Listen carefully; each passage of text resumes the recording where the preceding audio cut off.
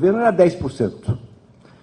E 10% ou 9% é que os economistas sábios, foram com PhDs nos Estados Unidos, nos diziam que era uma taxa natural de juros. Né? Abaixo dessa taxa haveria a explosão da inflação. A taxa de juros hoje é 5%. Né? Hoje tem uma matéria grande no Valor, no caderno Eu do Valor, em que o pobre jornalista denuncia, põe aspas, denuncia o governo por ter feito pressões sobre o Banco Central. É claro que o governo fez pressões, é claro que a sociedade fez pressões. Quer dizer, como também o sistema neoliberal faz violentas pressões do outro lado. Mas garantiu a sua autonomia, mas o resultado, afinal, foi um progresso nessa matéria. Quer dizer, agora, uma outra área que é fundamental para um novo desenvolvimentismo, que é o mercado interno, é a neutralização da tendência aos salários crescerem menos que a produtividade, né? E a política neoliberal quer usar essa tendência e baixar ainda mais os salários para combater a inflação. Isso foi revertido claramente no governo Lula e, portanto, também foi novo desenvolvimentista. Quer dizer, finalmente, dar um papel estratégico ao Estado, quer dizer, que é totalmente contra a ideia neoliberal, que quer apenas um Estado que garanta a propriedade dos contratos e ponto final, né? Isso também mudou fortemente. Tivemos política industrial no governo Lula, uma política de apoio à empresa nacional. Entretanto, há duas áreas que o governo Lula fracassou, né? Ainda que numa delas tenha feito esforços. Foram as duas, mais ou menos. A área que fracassou claramente é do câmbio, né? As exportações brasileiras no governo Lula triplicaram, porque é uma coisa extraordinária, foi uma maravilha, que foram graças à China, né, elas triplicaram. Mas, de qualquer forma, o fato concreto é que o governo não conseguiu mudar essa área. E não conseguiu, fundamentalmente, a meu ver, porque ainda não há, dentro da própria sociedade, apoio suficiente. Está se formando agora. Hoje, por exemplo, também no Valor tem um artigo interessante em que uma consultoria, acho que é americana, qualquer, informa que existem grandes pressões em 6 países, um dos quais é o Brasil, para que sejam adotados controles de entrada de capital mais fortes. Então, deve-se caminhar nessa direção. Mas o fato é que nessa área o governo não foi bem sucedido. A outra área em que ele não foi bem sucedido foi na área da gestão. Quer dizer, na área da gestão, há uma reforma, a reforma gerencial de 95. Essa, a meu ver, é a segunda reforma administrativa de um Estado capitalista. A primeira reforma nós fizemos em 37, foi a reforma burocrática do DASP, né? E a segunda reforma é a reforma gerencial que começa em 95. A reforma gerencial que visa tornar eficientes e viáveis os serviços sociais e científicos, que são absolutamente fundamentais para um Estado moderno. Quer dizer, a reforma burocrática era a reforma para um Estado liberal, que tinha 4 ministérios. A reforma gerencial é uma reforma para um Estado social, foi por isso que foi realizada principalmente na Europa, que para tornar eficiente e legitimar, portanto, o Estado social. Essa reforma, no primeiro governo Lula, foi abandonada, no segundo foi retomada, mas muito timidamente. Enquanto que a nível estadual e municipal continuava fortemente, né? São impressionantes os dados, não só aqui em São Paulo, mas em todo o Brasil, né? De adoções. Em Minas Gerais foi um imenso sucesso, inclusive político, e foi rigorosamente a adoção dos princípios da reforma gerencial de 95 que essas reformas tomaram. Agora, na sua tese, Luiz, você resolveu não discutir teoria, né? E eu acho que... eu quero, então, aproveitar para lhe contar um pouco da teoria, quer dizer, porque realmente, quando nós começamos, porque essa ideia do novo desenvolvimentismo é uma ideia coletiva, não fui eu que inventei, é um grupo aqui, por exemplo, na Unicamp, tem um professor, um macroeconomista, meu querido amigo Ricardo Carneiro, que participa ativamente disso, né?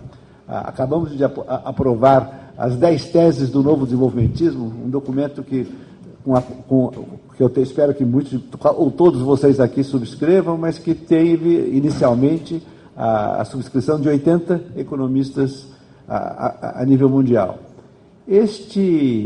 Mas esse novo desenvolvimento tem por trás uma teoria que nós estamos chamando de uma macroeconomia estruturalista do desenvolvimento. Isso é muito importante.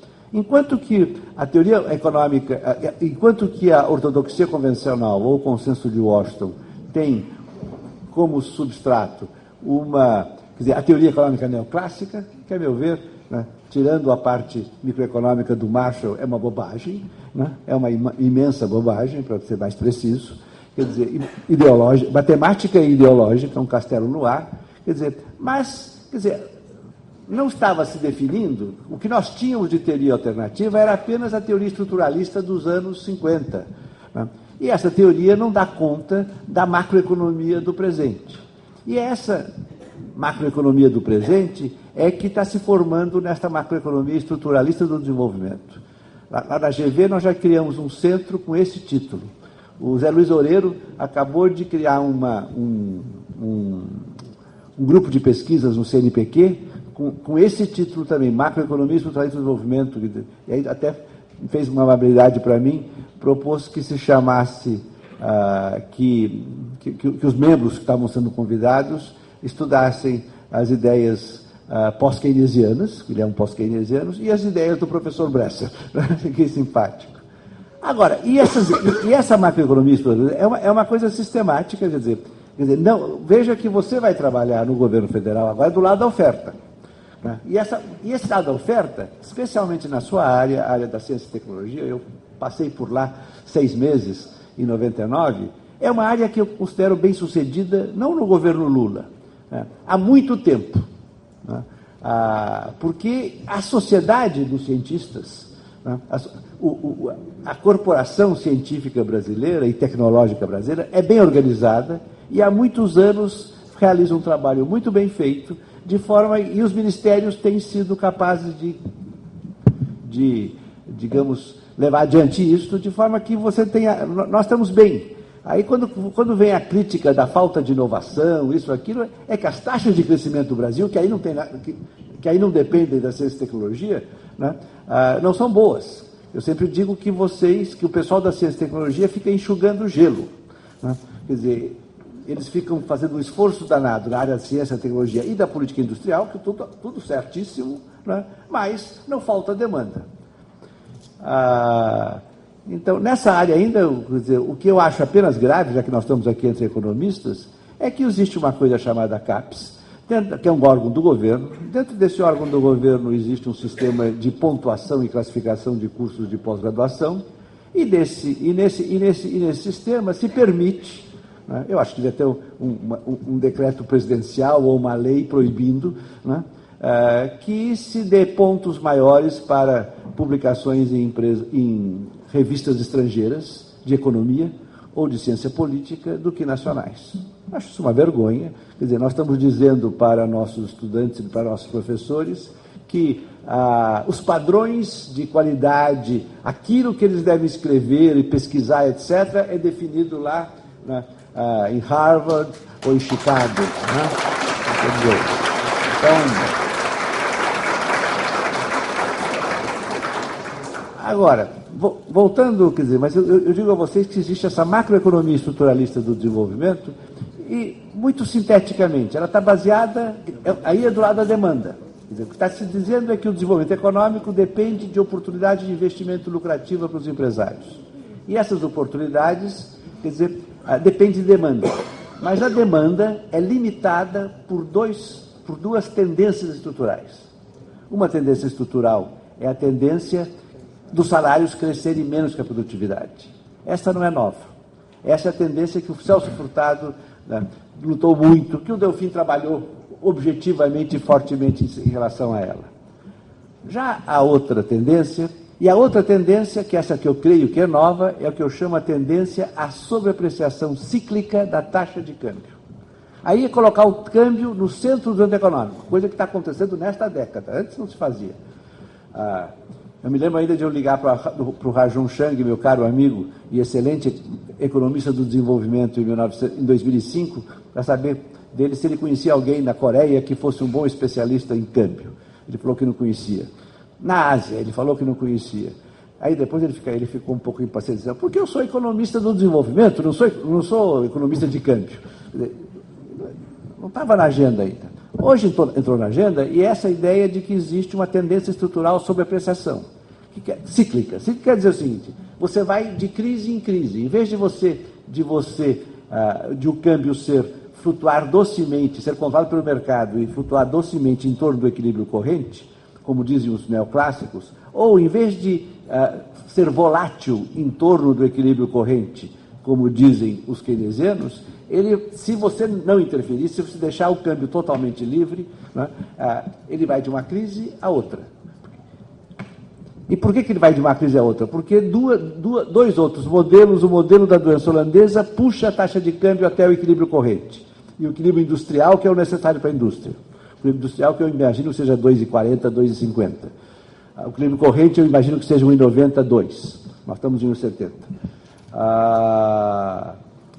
A doença holandesa puxa de acima do equilíbrio industrial, dos 3,95 que nós tivemos em dezembro de 2002, para 2. Agora, de 2 para baixo, para 1,70, são as entradas de capital. É a política de crescimento com poupança externa, a política de crescimento com endividamento. Isso é uma revolução, porque o nacional-desenvolvimentismo não é só o consenso de Oslo. O nacional-desenvolvimentismo afirmava, através da teoria dos 2 hiatos, que o desenvolvimento brasileiro dependia fundamentalmente, de todos os países em desenvolvimento, dependia fundamentalmente do financiamento externo. Não é verdade. Quer dizer, nós podemos, se nós tivermos um controle administrativo feroz da taxa de câmbio, né, de forma que a taxa de câmbio não é afetada pelas entradas de capital, aí podia ser. Mas salvo isso, o que nós verificamos amplamente é que o crescimento se faz sempre com poupança interna fundamentalmente, e que a poupança externa é a forma fundamental através do qual você fica sempre com a famosa fragilidade externa, fica com a famosa restrição externa, né, e acaba quebrando, se não crescendo muito menos do que podia. Então, o que eu quero sugerir com isso é que existe, está em elaboração, uma macroeconomia que não é a macroeconomia neoclássica, mas também não é a keynesiana, pós-keynesiana. Claro que a grande inspiração continua sendo Keynes, foi o grande e maior economista do século XX. E eu gostaria, então, que você faça seus comentários a isso, né, e que, lá no governo, nos ajude nessa briga, como você certamente vai fazer. Muito obrigado.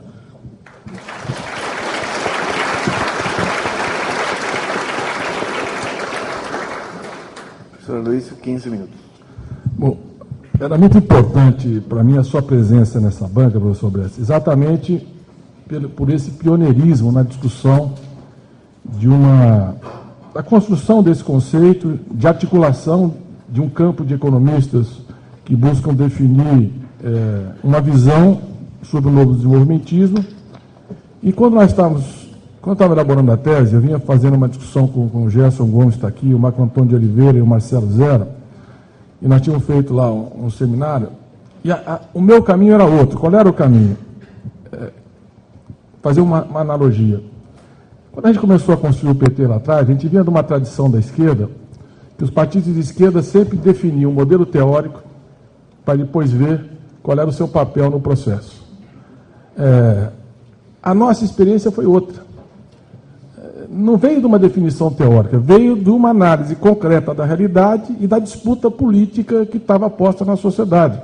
Quer dizer, a teoria era um elemento que inspirava, que ajudava a elaborar, a formar, mas nunca foi o foco da construção do projeto. Eu acho que essa forma de pensar, de analisar e de construir uma experiência, e eu me lembro como a esquerda se dividia por um debate teórico abstrato. Não tinha base social, não tinha amarração, e ela se partia integralmente em cima de uma formulação prévia.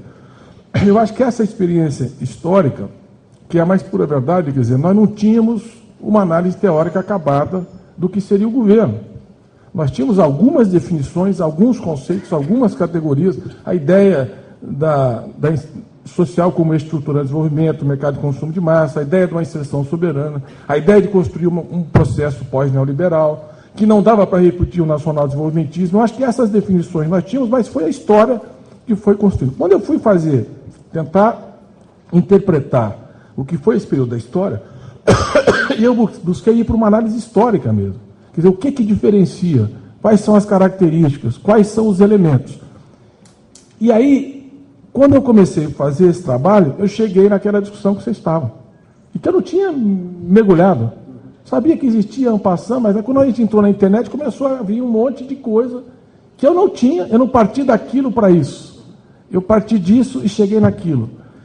E aí eu vi que tem uma discussão muito interessante, quer dizer, de alguns pontos, a questão da responsabilidade fiscal, a questão da relação do mercado interno de consumo, a questão do papel do Estado, a questão da política monetária, a relação entre massa salarial e produtividade, de valores que ajudam a pensar esse processo. Mas eu realmente fui buscar uma construção teórica, eu não tinha, eu acho que nem condições, e toda a minha concentração era observar o que estava acontecendo no país a partir do lugar que eu estou. Essa é a contribuição que eu posso dar. Eu estou ali discutindo todas as comissões, todos os projetos, todas as políticas, 24 horas por dia durante 8 anos. Eu tentei sistematizar essa observação como forma de contribuir para o debate acadêmico. Mas eu acho muito rica essa discussão, quero participar, acho que tem temas aí essenciais. O desafio de criar uma macroeconomia estruturalista do desenvolvimento, eu acho que é um belíssimo projeto e acho que nós estamos construindo uma massa crítica concreta capaz de ajudar a elaborar e formatar esse desenho. Eu concordo integralmente com a questão do câmbio, não é... Eu me lembro que havia uma época, vocês defendiam a ideia de superávit nominal zero, para poder ajustar o câmbio. Meu filho também chegou a falar nisso naquele período. Não só isso. Não só isso. Não, mas eu me lembro, o problema é que, para quem está dentro do processo, quer dizer, você falar de superávit nominal zero, com as demandas sociais, com as demandas de investimento, com as demandas políticas concretas, eu pego a minha agenda no Congresso, né? Porque isso é uma disputa política permanente, uma disputa concreta. Quer dizer, a agenda que eu tenho lá é o seguinte: salário mínimo. O ajuste, que é sair do acordo que foi feito com as centrais sindicais. Se nós saímos do acordo, custa 17 bilhões de reais. Ponto. PEC, tem uma PEC lá que trata da questão da segurança pública. Impacto fiscal, 43 bilhões de reais. Eu tenho que votar sim ou não. E a pressão é muito grande, são temas muito sensíveis. Estou pegando alguns exemplos. Lei Candir. Quanto vai repassar para os estados para compensar o esforço exportador? Nós estamos falando ali de mais alguns bilhões. Então, quando você analisa essa disputa concreta, que é o cotidiano do Congresso e do Parlamento, e manter os investimentos, e a cobrança, porque ao mesmo tempo tem uma cobrança, que é o governo da gastança, mas a outra cobrança, cadê o PAC? Por que não entregou tal obra? Por que está atrasado tal coisa? Né? Então, a disputa sobre a gestão do orçamento é uma disputa estratégica. À medida que a gente comece a definir projetos fundamentais, que induzam, coordenam e priorizam investimentos, que deem transparência, a gente começa a eleger o investimento na disputa com o gasto corrente. Quer dizer, eu acho que o PAC ajuda na disputa estratégica, não só de planejar, mas na disputa política do que é prioritário no orçamento, quer dizer, o investimento em relação ao gasto corrente, consolidada as políticas sociais. Então, a minha leitura é buscar fazer essa interpretação histórica concreta, analítica, tentar ver o que é específico, o que é singular, o que caracteriza esse período, o que é que muda em relação à etapa anterior da política neoliberal. Deixa eu só um minuto. Sobre isso, você mostrou, inclusive, uma grande preocupação com o problema do pré-sal e dos recursos do pré-sal. Se você neutralizar a doença holandesa, que é fazendo o imposto, né? Que, aliás, no pré-sal está sendo feito, né? Também devia ser feito no outro, no setor, nos demais setores em muito menor grau, e não usar esse recurso, né, os adicionais, tudo para gastar, você, em princípio, pode perfeitamente, deve ter superávit fiscal zero. Quer dizer, o Chile, por causa da neutralização que ele faz da doença holandesa originada do cobre, ou ou a Noruega, também perfeitamente equilibrados, se não superavitários. Então, tem se discutido muito pouco, quer dizer, a importância de você e a possibilidade de se zerar o déficit público, ao mesmo tempo que se tem um grande desenvolvimento e se aumenta o gasto social. Eu concordo integralmente. Eu acho que o problema da esperada ansiosa reforma tributária e a questão da sustentabilidade fiscal, a equação de redução de carga tributária e, portanto, redução de carga de juros no país, vai se dar com a riqueza do pré-sal. O espaço fiscal vai vir com essa riqueza. Vai mudar a qualidade das finanças públicas. Exemplo do cobre no Chile, que é fundamental do ponto de vista do perfil da dívida pública e da capacidade de financiamento do Estado. Então, eu acho que o pré-sal muda. Muda historicamente, muda decisivamente, principalmente com o regime de partilha e também como é que nós vamos disputar a adequação dessa receita. Então, eu acho que esse é um processo que vai mudar, mas o debate teórico ele é muito importante, ele é estratégico para orientar essa discussão. O que eu busquei fazer é, em que medida que a nossa experiência concreta desse país, chamado Brasil, nesse período da história, começa a caracterizar o novo desenvolvimentismo, ou seja, não é a política neoliberal e não é uma volta ao nacional-desenvolvimentismo, é uma coisa nova, qualitativamente diferenciada na política externa, no papel do Estado, na política de rendas, na definição de projetos estruturantes, na dinâmica de acumulação de capital, nas relações sociais que vão se construindo. E é isso que eu acho que nós precisaríamos aprofundar e desenvolver. Em relação à ciência e tecnologia, eu concordo integralmente, é um ministério que fez um grande trabalho, há um grande reconhecimento da comunidade acadêmica e científica, está muito bem arrumado. A SBPC tinha uma reunião essa semana, acha isso. A Associação Brasileira de Ciência acha isso. Você foi ministro, acha isso. O ministro Delfim disse para mim pessoalmente, é uma grande gestão do Sérgio Rezende, o ministério é um ministério que está bem posicionado e nós estamos aí, já somos o 7º orçamento da Esplanada. Há um esforço muito grande nessa área, em termos de... Houve um avanço, Luiz Antônio Elias está aqui, secretário executivo do Ministério, muito grande de utilizar os fundos setoriais, de descontingenciar, de alavancar recursos, financiamento. Então, acho que nós temos aí um belo desafio pela frente, mas é um desafio que nós vamos ter que mexer também nas concepções. Quer dizer, não dá para ter uma visão simplesmente ofertista da capacidade do sistema de pós-graduação. Você precisa estimular a demanda por inovação e precisa articular os agentes do sistema produtivo para fazer esse avanço na inovação, porque você olha, o número de patentes do Brasil é muito baixo, a velocidade da inovação é muito baixa. No entanto, produção acadêmica, nós somos o 13º país do ranking, acima dos BRICS em termos de qualidade de publicações. Quer dizer, o problema está, eu diria, na inovação, que é os principais, lógico que tem desafios na ciência ainda, tem que ser fortalecido, ampliado, mas nós temos um grande desafio aí na coisa da ciência. E por último, o câmbio realmente, eu acho que é o ponto central aí da política econômica, da equação. Não é uma solução fácil, mas essa última reunião do G20, eu cito isso na tese, do meu ponto de vista, legitimou essa discussão. Né? A guerra fiscal que Estados Unidos e China, principalmente, patrocinaram, legitimou uma política defensiva do ponto de vista do câmbio, seja do ponto de vista de mecanismos quantitativos, qualitativos, fiscais, como foi o IOF, de você buscar instrumentos. Tem que fazer com muito cuidado, porque você está num choque externo de oferta, você tem uma pressão inflacionária, qualquer movimento brusco você vai ter que compensar isso com a taxa de juros e, evidentemente, não pode ser assim. Então, tem que ser muito cuidadoso, mas é um ponto, eu diria, o mais estratégico para a política industrial e desenvolvimento nesse período. Muito bem, concluídas as duas primeiras arguições, nós vamos fazer um intervalo de 20 minutos. Então, retornamos pouco antes da 1h.